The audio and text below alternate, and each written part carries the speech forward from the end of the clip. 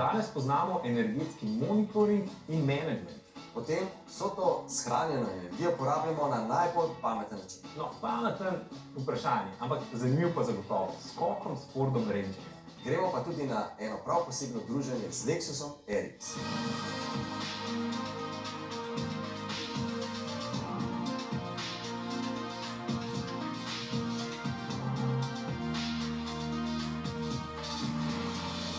Pozdravljeni v avtomobilnosti. Za bencin in dizel vsi vemo, kje ga dobimo. Vemo tudi, koliko časa traja, da napolnimo rezervoar, približno 2 minuti, in vemo tudi, koliko stane. Pri elektriki je zgodba malenkost drugačna. No, vemo pa, odkot pride elektrika, se pravi, kabel je treba vključiti v vtičnico.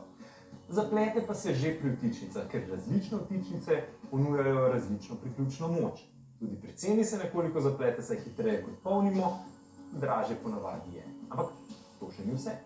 Da bi v prihodnje v resnici lahko naredili bolj konkretne korake k bolj trajnostni rabi energije, pa bo potrebno modro ravnati z električnim tokom, ker je to zelo živahna energija. In živahno je tudi nihanje te energije. V nekaterih delih dneva je več, v nekaterih pa premalo. In to enačbo, še zlasti, ko vključimo del, ko bomo če dalje več dejali tudi fotovoltaike, je treba spisati na novo. Poglejmo kako.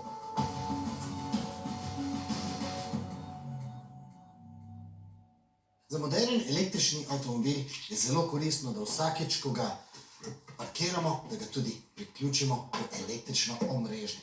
Zaradi tega, ker bo električna polnilnica baterijo našega električnega avtomobila ves čas ohranjala na optimalni temperaturi, se pravi, jo bo ogrevala in pa tudi ohlajala po potrebi.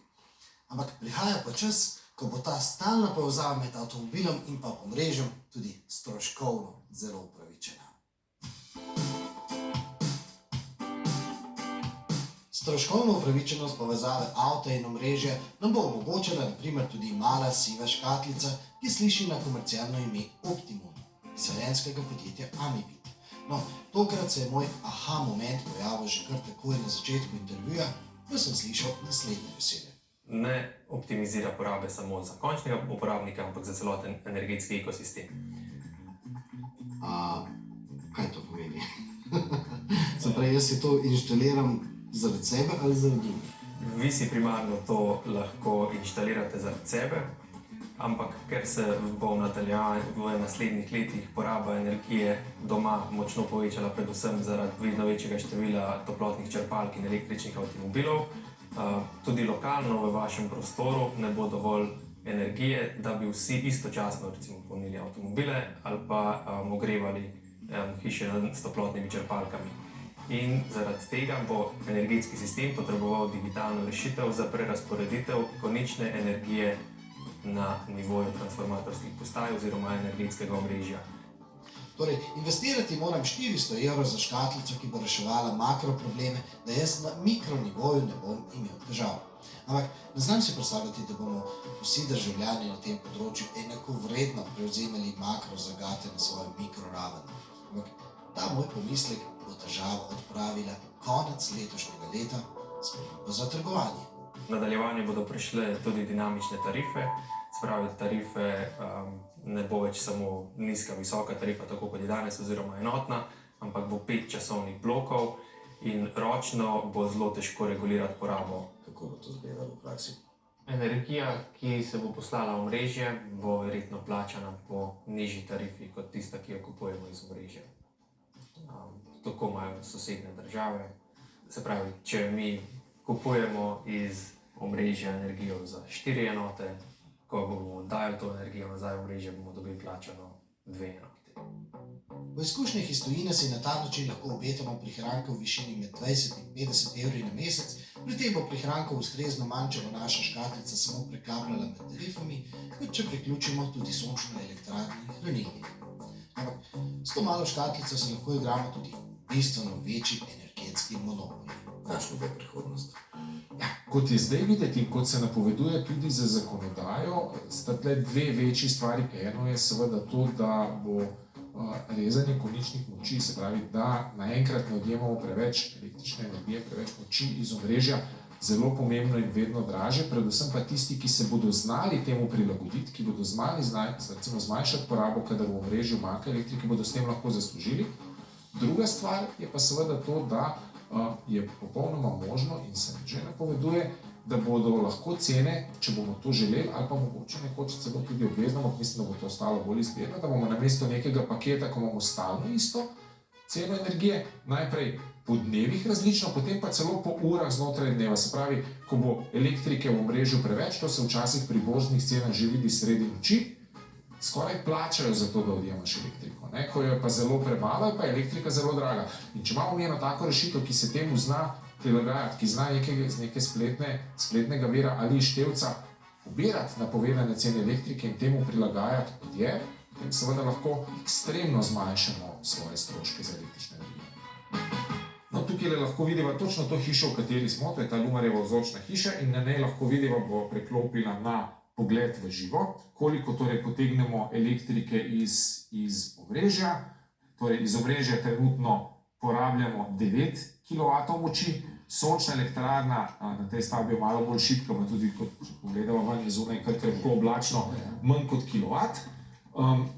Približno 1 kW porablja hiša, kar pomeni vse naprave, ki so na stand-byju, televizija za nama je prižgana, verjetno malo prezračevanja teče, in pa potem seveda polnilnica za električni avto, kjer imaš zunaj torej priklopljen Q4 e-tron Sportback, trenutno porablja približno 9 kW, to je približno neka omejitev, na katero jo je sistem omejil, zato da odjem iz omrežja ne bi bil prevelik.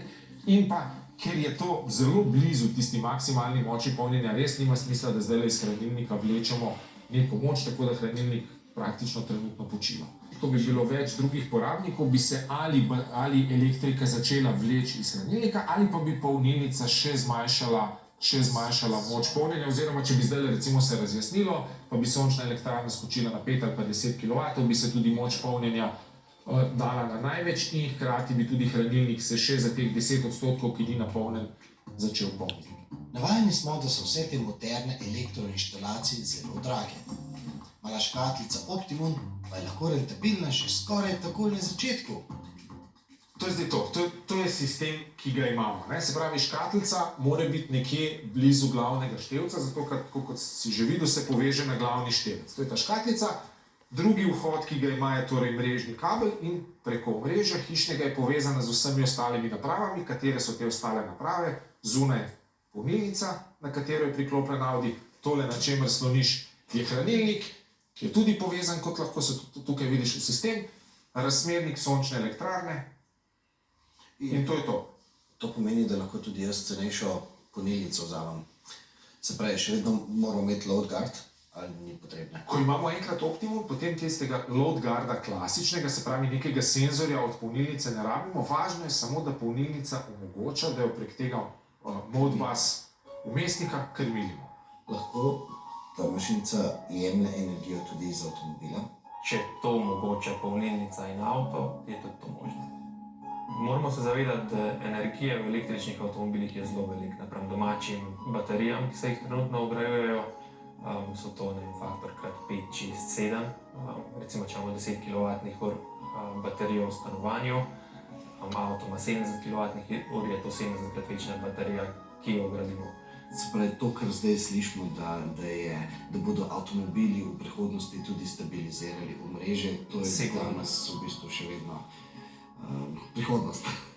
Ja, drži, ampak celoten ekosistem v prihodnosti bo verjetno izgledal tako, da bojo avtomobili zelo velik del oziroma zelo pomemben del elektroenergetskega omrežja.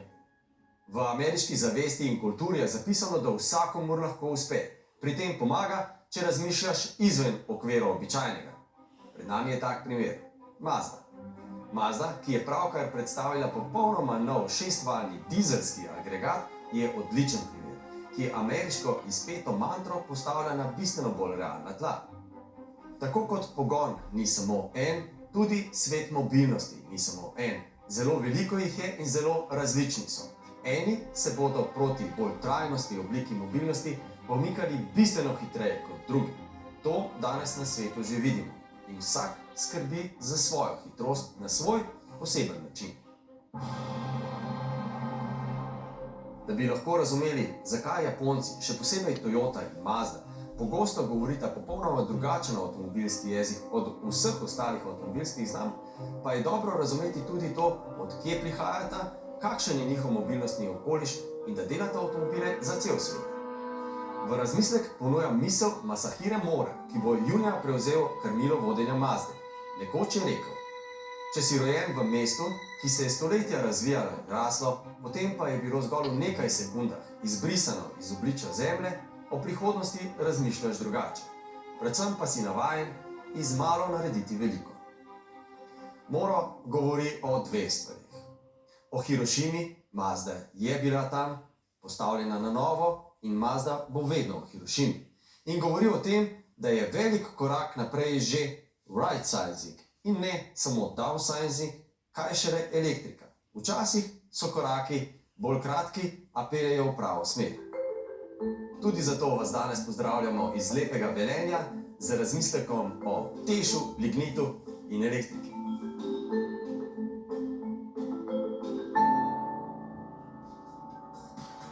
Ostanite z nami oziroma ne skočite predaleč. Ker po oglasih skočimo skupaj. To z avtomobilom. No, zdaj pa smo res pred trenutkom, ko bosta Luka in naš inštruktor Janez preizkušala vzmetenje in skakalne sposobnosti Forda Rangerja Raptorja. Zanimivo je, in to boste videli tudi v prispevku, kako je nekega dne, kar nekaj časa nazaj, Evgenij Novikov svoj skok precej ponesrečen